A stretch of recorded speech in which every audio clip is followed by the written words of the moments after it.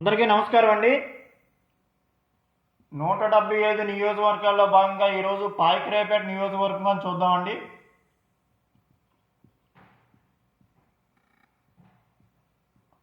పాయకరాయపేట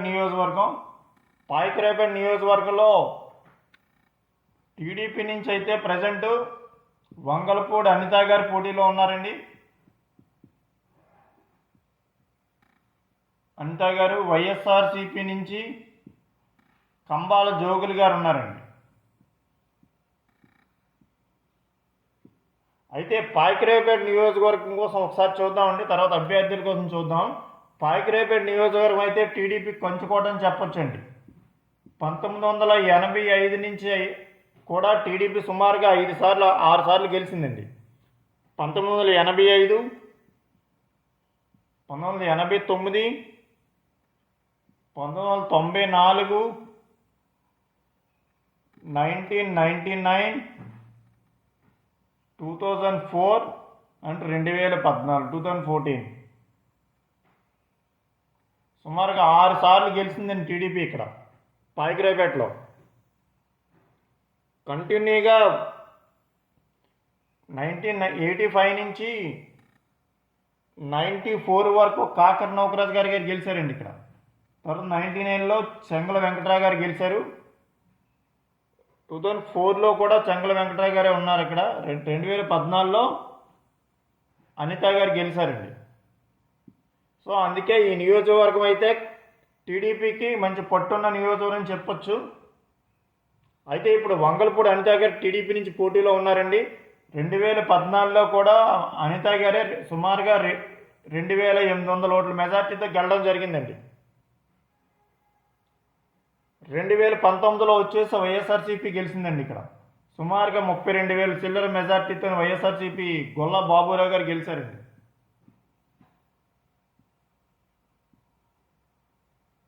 అయితే ఇప్పుడు 2024లో అయితే టీడీపీ నుంచి అనిత గారే పోటీలో ఉన్నారు. వైఎస్ఆర్సీపీ నుంచి అయితే కంబాల జోగులు గారు ఉన్నారండి. యాక్చువల్లీ కంబాల జోగులు గారు అయితే రాజాం నియోజకవర్గం, ఆయన్ని ఇక్కడ తీసుకొచ్చి పాయకరాయపేటలో పోటీ చేయిస్తున్నారు. మరి మొత్తం 4 మండలాలండి పాయకరాయపేట నియోజకవర్గంలో. ఒకటి పాయకరాయపేట,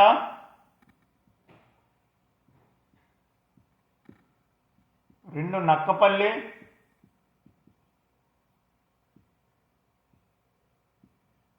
3 కోటవుట్ల,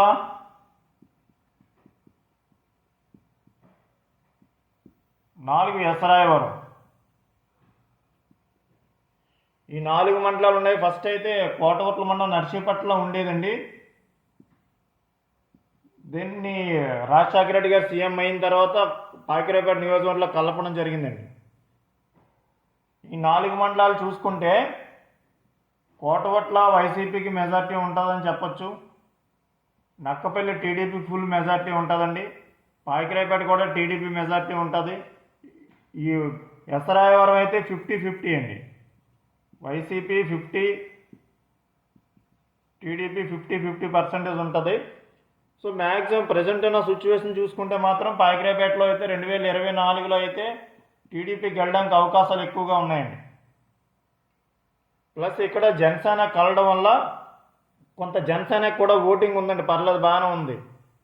ఇక్కడైతే పాయకరాయపేటలో అయితే జనసేన కూడా కొంత ఓటింగ్ ఉంది. జనసేన నాయకులు కూడా బాగానే వర్క్ చేస్తున్నారు అనిత గారితో, మేడం గారితో.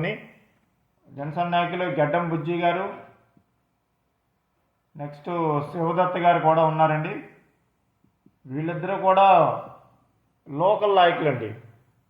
పాయకరాయపేట నియోజకవర్గం ఇద్దరు కూడా బాగానే మేడం గారు సపోర్ట్ చేస్తున్నారు. బాగా ఇద్దరు కూడా తిరుగుతున్నారు, కష్టపడుతున్నారు కూడా. జనసేన ఓటింగ్ కూడా మ్యాక్సిమం ట్రాన్స్ఫర్ అవ్వచ్చండి టీడీపీకి అయితే. ఈ నియోజకవర్గంలో అయితే మ్యాక్సిమం అంటే 50% వరకు ఛాన్సెస్ ఉంటాయండి ట్రాన్స్ఫర్ అవ్వడానికి.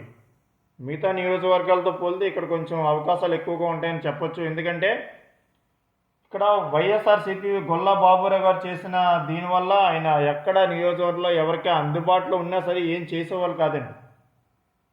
గతంలో లాస్ట్ టైం కూడా గెలిచారు గొల్ల బాబురావు గారే. 2009లో కూడా గొల్ల బాబురావు గారు గెలిచారండి ఇక్కడ. 2019లో కూడా గెలిచారు. 2 సార్లు గెలిచినా సరే ఆయన అంత నియోజకవర్గాన్ని అంతలా ఏం డెవలప్ చేయలేదు, ఏ అభివృద్ధి కార్యక్రమం కూడా చేయలేదండి. సో దానివల్ల అదొక చెడ్డ పేరు ఉంది బాబురావు గారు చేసింది. ప్లస్ మన వైసీపీ మీద ఫుల్ వ్యతిరేకత ఉందని ఆ విషయం అందరికీ తెలిసిందే, రాష్ట్రం మొత్తం మీద ఉన్నదే. ఇవన్నీ చూసుకున్నా జనసేన కూడా కలిసింది కనుక మ్యాక్సిమం 60% అయితే నాకు తెలిసి టీడీపీకి వెళ్ళడానికి అవకాశాలు ఎక్కువగా ఉన్నాయని చెప్తాను నేనైతే, ప్రజెంట్ ఉన్న సిచ్యువేషన్ అయితే పాకిరేపేట. సో వంగల్పూడి అనిత గారు అయితే పక్కాగా గెలుస్తారు, అందులో నో డౌట్, ఎవరు డౌట్ పడే అవసరం లేదు. కాకపోతే ఇక్కడ ఏంటంటే డౌట్ ఏంటంటే లాస్ట్ టైం 2019లో 32,000 మెజార్టీ కదా, 32,000 మెజార్టీ ఎలా తగ్గిస్తారు ఇప్పుడని చెప్పేసి అంటున్నారు. ఆల్రెడీ చాలామంది వైసీపీ వాళ్ళే టీడీపీలో జాయిన్ అవ్వడం జరుగుతుందండి. పాకిరేపేట నియోజకవర్గంలో అయితే చాలా మెయిన్ కొంతమంది నాయకులు, మండల నాయకులు ఉన్నారు తప్ప ఓటింగ్ ఉన్న వాళ్ళు గ్రామాలు చాలా జాయిన్ అయ్యారండి. ఇక్కడ యాదవ్ సామాజిక వర్గం, మత్స్యకార సామాజిక వర్గం, కాపులు, బలిజ సామాజిక వర్గం ఎక్కువగా ఉంటుందండి. సో మత్స్యకార సామాజిక వర్గం 50%, 30% ఆర్ 20%, 20 to 30% జనసేనకు ఉంటుందండి ఓటింగ్. ఈ ఓటింగ్ అంతా టీడీపీకి షిఫ్ట్ అవుతుందండి, అందులో డౌట్ పడవసరం లేదండి. నెక్స్ట్ యాదవ్ సామాజిక వర్గం కూడా పర్లేదు, బాగానే ఉంటుందండి టీడీపీకి అక్కడ. సో జనసేన కలిసిన కాపు సామాజిక వర్గం ఎలాగా చేస్తారు. సో ఈజీగా నాకు తెలిసి అయితే ప్రజెంట్ ఉన్న సిచ్యువేషన్ అయితే టీడీపీకి వెళ్ళడానికి ఎక్కువగా అవకాశాలు ఉన్నాయని అయితే చెప్పొచ్చండి పాకిరేపేట నియోజకవర్గం అయితే.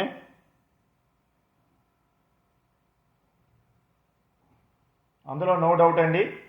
ఇక్కడ మరి వైఎస్ఆర్సీపీ అభ్యర్థి జోగులు గారు చూద్దామండి ఒకసారి. వైఎస్ఆర్సీపీ అభ్యర్థి కంబాల జోగులు గారు అయితే రాజాం నుంచి వచ్చి 3 సార్లు ఎమ్మెల్యేగా గెలిచారండి. ఇక్కడ రాజాంలో అయితే 2014, 2019లో కూడా ఆయన ఎమ్మెల్యే అండి రాజాంలో. 2009లోనూ పిఆర్పి పార్టీ నుంచి గెలిచారండి ఎమ్మెల్యేగా. సో ఆయన తీసుకొచ్చి ఇప్పుడు మరి పాకిరేపేటలో పోటీ చేయిస్తున్నారు. ఆయన మరి ఎవరికి పరిచయం లేని వ్యక్తి, మండల నాయకులు అంతా 4 మండల నాయకులు కూడా బాగానే వర్కౌట్ చేస్తున్నారు అక్కడ. మరి చూడాలి. కాకపోతే ఆయన కూడా కొద్దిగా ఆర్థికంగా స్ట్రాంగ్ అండి. మరి కంబాల జోగులు గారు కూడా అనిత గారితో పోలిస్తే జోగులు గారు కొద్దిగా ఆర్థికంగా స్ట్రాంగ్ పర్సన్ అండి. జోగులు గారు స్థానికంగా పాకిరేపేట నియోజకవర్గమే, ఇందులో ఎస్రాయవరం మండలం అండి అనిత గారికి. అయినా సరే జోగులు గారిని తట్టుకోవాలంటే ఆర్థికంగా కొద్దిగా ఇబ్బంది, కానీ ఓటింగ్ పరంగా అయితే అనిత గారికి ఎక్కువ ఉంటుందని చెప్పొచ్చు. ఇక్కడ ఇంకొక విషయం అండి, వీళ్ళిద్దరిలో ఎవరు గెలిచినా, టీడీపీ అభ్యర్థి అనిత గారు గెలిచినా, వైసీపీ అభ్యర్థి కంబాల జోగులు గారు గెలిచినా, ఇద్దరిలో ఎవరెవరు మినిస్టర్ అయ్యే ఛాన్సెస్ ఉంటాయండి. అనిత గారు మీకు తెలిసే ఉంటుందండి, అనిత గారి కోసం తెలియకపోవడం ఉంటుంది. రాష్ట్ర మహిళా అధ్యక్షురాలుగా కూడా ఉన్నారు, టీడీపీలో పొలిట్ బ్యూరో సభ్యురాలుగా ఉన్నారండి ప్రజెంట్ కూడా. సో ఆర్కే రోజా గారికి ధీటుగా సమాధానం చెప్పే టీడీపీలో ఏకైక మహిళ ఎవరంటే వంగల్పూడి అనిత గారిని చెప్పొచ్చండి. మంచి ఫైర్ బ్రాండ్ కూడా. పర్లేదు. ఈ 4 సంవత్సరాలు కూడా 2019లో కొవ్వూరు నుంచి పోటీ చేసి ఓడిపోయారు కదా, ఆ తర్వాత మళ్ళీ పాకిరేపేట నియోజకవర్గం వచ్చేసి 4 years కూడా బాగానే గ్రౌండ్ వర్క్ చేస్తున్నారండి అనిత గారు అయితే. జోగులు గారు అయితే అలా కాదు, జస్ట్ 2 నెలల క్రితమే వచ్చారండి పాకిరేపేట నియోజకవర్గం రాజాం నుంచి.